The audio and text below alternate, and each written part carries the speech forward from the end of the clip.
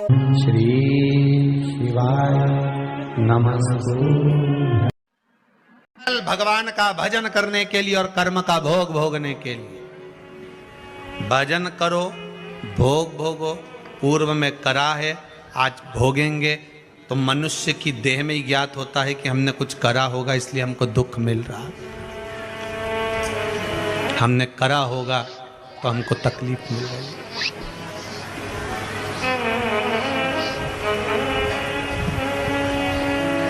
हमने करा होगा तो हमको मिल रहा है।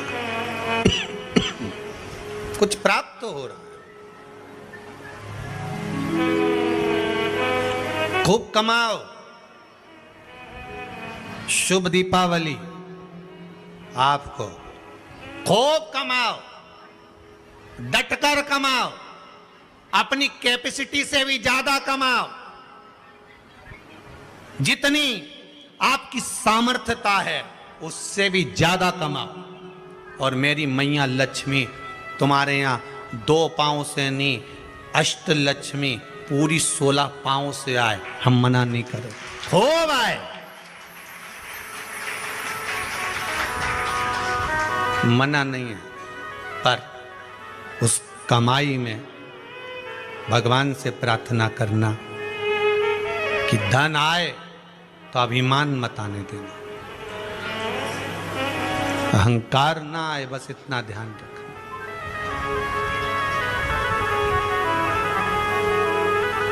लाल चंदन का जो जल होता है, ये व्यक्ति के जीवन में जो धन कहीं रुक गया, अटक गया, नहीं दे रहा, बेलपत्री के वृक्ष के नीचे, जड़ के नीचे सींचन करने से वो प्राप्त होता है।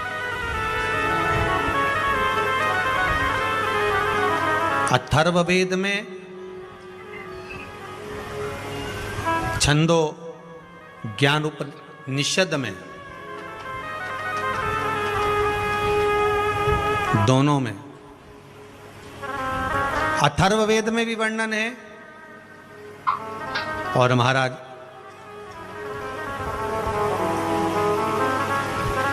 वर्णन किया गया कि पीपल के वृक्ष की जो जड़ होती है,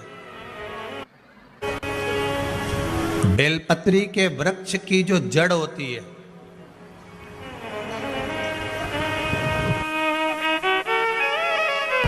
और आंवले के वृक्ष की जो जड़ होती है, इसके नीचे स्वर्ग का निवास होता है। किसका निवास है? स्वर्ग का निवास है।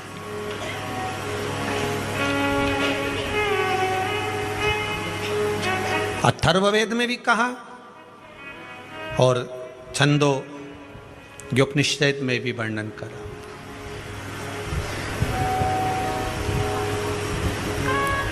एक पीपल, एक बेलपत्र, एक आंवला, इनके जो जड़ है वो जड़ के नीचे स्वर्ग का निवास। ये जहां लगे,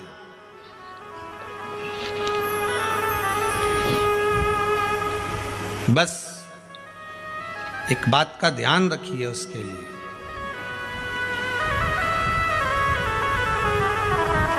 कि जहां पर ये वृक्ष होता है और उस वृक्ष के नीचे बैठकर हम जब किस जल का सींचन कर रहे हैं, जैसे अभी आपको कहा था कि जल में अगर लाल चंदन मिला हो और आप बेलपत्री के जड़ में सींचन कर रहे हैं तो लक्ष्मी की आवक बढ़ेगी।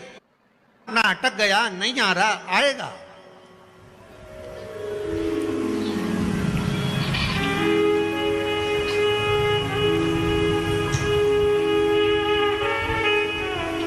पीपल की जड़ में इत्र का जल, पीपल की जो जड़ होती है उसमें इत्र का पानी, थोड़ा सा जल, उसमें थोड़ा सा इत्र का भाग हो महाराज, और आप भगवान पीपल देव, पिपलेश्वर महादेव का स्मरण कर कर पीपल की जड़ में अगर जल चढ़ा रहे हैं और मान लो शरीर में कोई कष्ट हो गया है, शरीर में कोई रोग हो गया है, कोई मालूम पड़े ये हाथ 4 दिन से दुख रहा है, या 4 दिन से ये नस दब गई है, या ये कमर दब रही है, तो आप 2-4 दिन कर देखो। कलश के अंदर जल, जल में इत्र का थोड़ा सा भाग, पीपल की जड़ के नीचे आप उसका सिंचन करिए पिपलेश्वर महादेव के नाम से। उस जल को थोड़ा सा भाग लेकर आ जाओ, उसी में से जो चढ़ाया है, और उस स्थान पर जहां कष्ट है उसको लगाना प्रारंभ करिए। 2 दिन 3 दिन कर कर देखो। प्रैक्टिकल करने में क्या जाता है? सीवर वाला महाराज झूठ बोल रहा हो तो प्रैक्टिकल करने में क्या जाए, अपने करते रहो। जिन जिन ने प्रैक्टिकल करे उनका रिजल्ट यहां सामने है, जिन जिन ने करे। और अभी और पत्र रहेगा पढ़ने के लिए, हो अभी कहीं का भजन आएगा जब देख लेंगे।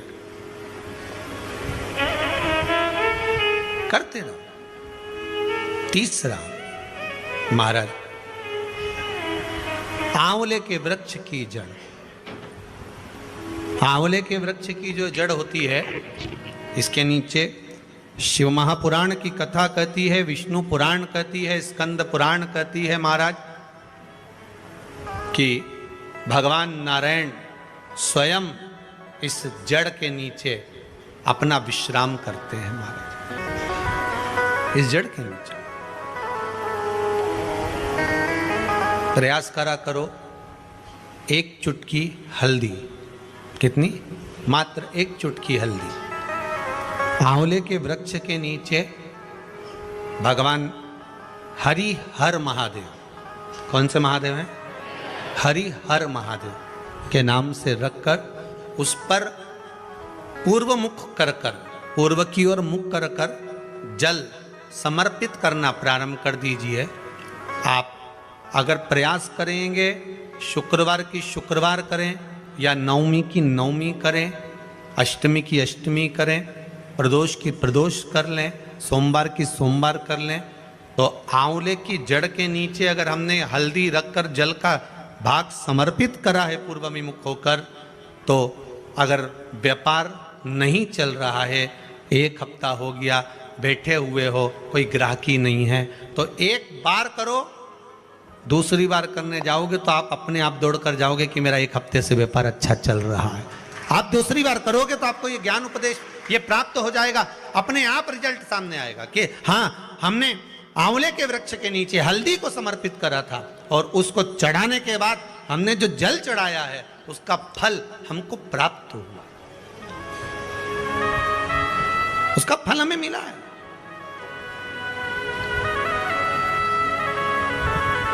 उसका फल हमें मिलेगा।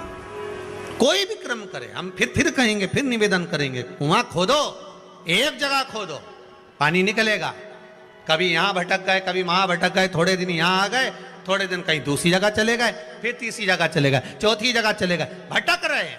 अब बाबा से विनती करना, अब नहीं भटकूंगी चाहे कुछ भी हो जाए, बहुत भटक ली, सारी दुनिया में जाकर घूमी आई, सबसे निवेदन कर कर आ गई, अब मेरे बस की नहीं बची, अब तो तेरा दरबार है और तेरा भजन है, इसके सिवाय कुछ नहीं करूं। श्री शिवाय नमस्तुभ्यं, श्री शिवाय नमस्तुभ्यं, श्री शिवाय नमस्तुभ्यं, श्री शिवाय नमस्तुभ्यं, इसके सिवाय कुछ नहीं करूं।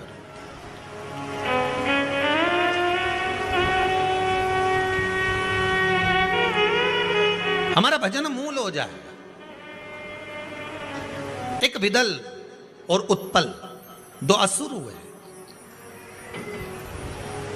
पार्वती मैया ने जो भजन करा था, स्मरण करा था, शिव मिले थे, उनकी भक्ति दृढ़ थी।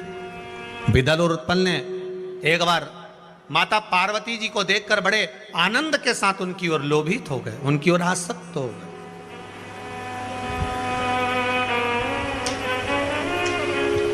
जो जो राक्षस, जो जो असुर भगवान की ओर लोभित हुआ, भगवान ने उसका कल्याण कर दिया। दुनिया के लोग संसार को देखकर लोभित होते हैं, ये कितनी सुंदर है, वो कितना सुंदर है, वो ऐसा है, वो वैसा है। हम काया देख रहे हैं, केवल शरीर देखा।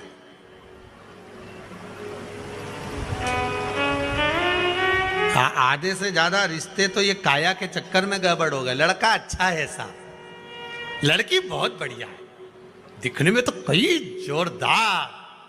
अब पहले का समय, आज का समय, पहले के जमाने में सूरत नहीं देखते थे, चरण देखते थे। आज के जमाने में चरण नहीं देखते, सूरत देखते। फिर वही वाली बात आ गई, किस कलर के कपड़े पहनूं कि भगवान मुझे मिल जाए। शिव महापुराण की कथा कहती है, कपड़ा बदलने से परमात्मा नहीं मिलता, कलेजा बदलने से भगवान तुम्हारे सामने आकर खड़ा हो जाता है। कलेजा बदलना, गुरुजी के उपाय। कपड़ा बदलते बदलते तो जिंदगी निकल जाएगी, भगवान नहीं मिलेगा। चैनल को सब्सक्राइब और लाइक करें। श्री शिवाय नमस्तुभ्यं। पूरी जिंदगी निकल गई। क्या हुआ कपड़ा बदलने से? वो रावण ने बदला था, क्या हुआ कपड़ा बदलने से भगवान ने?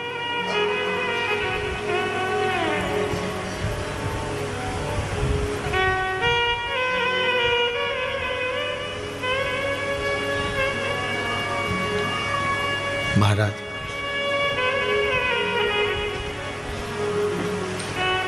तुम काशी जी में रहिए और भोले जी को भजिए, और मुझे भोले जी को नाम बड़ा प्यारो लागे। आप जिस स्थान पर, जिस जगह पर, जिस भूमि पर, जिस क्षेत्र में जहां निवास करो, भगवान की अविरल भक्ति में डूबे रहो। विदल और उत्पल भगवान की मां जगतजननी जगदम्बा को देखकर, माता पार्वती को देखकर आसक्त हो गए, आसक्त हो गए। हमें शरीर देखकर आसक्ति नहीं प्राप्त करना।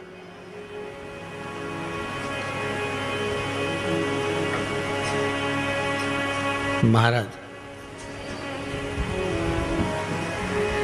बड़ी ये सब काया जो है ना, ये तो परमात्मा की दी हुई है। कपड़ा पहनाना उसका काम है, कितनी जोरदार जोरदार कपड़ा पहना के भेजा है, ये उसके हाथ में। अब ये कपड़े की दुकान वाला जानता है कि कौन सा कपड़ा पानी में डालते से ही छोटा पड़ जाए। बोले सही है कि गलत है? मां से नाप के लाई थी तो 3 हाथ का ही था, पर पानी में डाला छोटा पड़ गया। ये कपड़ा ही ऐसा है। भगवान भी कहता है ये कपड़ा, सत्संग में जाके मालूम पड़ता है कि कपड़ा कैसा है। नहीं तो कई कई का कपड़ा तो बस पानी में डाला सुकड़ी गया, कहीं कहीं का कपड़ा तो पानी में डालते से कलर छूट जाए। ऐसा संसार में भगवान पैदा करा मनुष्य को। ये नर की जो कपड़ा पहनाया है, मनुष्य की जो देह, ये कपड़ा इस आत्मा पर पहनाया है। और भगवान देखता है, इस सत्संग रूपी जल में डुबो कर देखता है कि कपड़ा छोटा पड़ रहा है कि कलर निकल रहा है। छोटा पड़ना और कलर निकलना, ये 2 अलग अलग बात है। कपड़ा छोटा पड़े मतलब समझ लो कथा में बैठते से नींद आ जाए, मतलब कपड़ा छोटा पड़ गया। और कलर निकल गया मतलब कथा में बैठने के बाद भी ये जीवड़ा नहीं लगे, मन नहीं लगे, तो समझ लो कपड़े का कलर निकल रहा है, मन नहीं लग रहा। सब तो बैठे रे।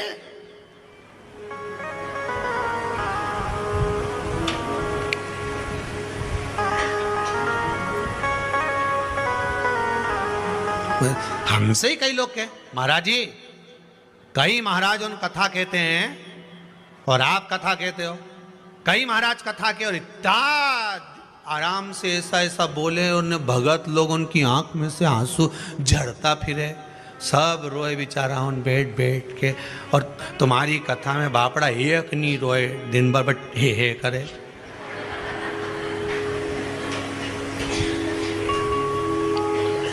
और तुम भी व्यासपीठ पे बैठ के बस हंसता रहो ने ठिठोली करता रहो, है? तुम्हारी भी आंख मांख में आंसू नहीं आए। और बाकी का महाराजन तो कथा के नहीं बापड़ा सब झड़ता फिरे। 25 बार मुंडा साफ कर ले, 2-4 बार तो सपेट ले। अब तुम तो, तुम्हारी संपट नहीं पड़ेगी, तुम सब ठिठोली, सब हंसे और तुम भी हंसो। अरे भैया, पूरे ब्रज में घूम लेना, पूरे ब्रज में घूम लेना, और एक बार ब्रज में घूमने के बाद में नंदगांव जाना, गोकुल जाना। कौन कौन गया जरा हाथ उठा, जितने लोग उठाए सब उठाओ जो नंदगांव गोकुल गए। माँ क्या करते हैं, घुटने घुटने चलो, जम के हंसो। अब उस समय पे तुम्हें हंसी आती है पर नहीं, पर तुम्हें हंसना पड़ता। बोलो सही है कि गलत है?